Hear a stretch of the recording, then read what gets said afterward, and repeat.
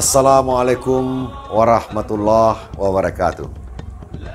Selamat berjumpa kembali keluarga besar Minang1.com, para pembaca dan penonton.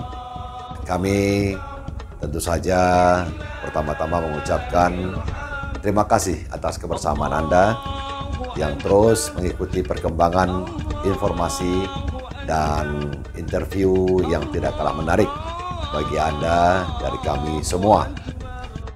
Kita kini telah memasuki 1 Syawal 1443 Hijriah.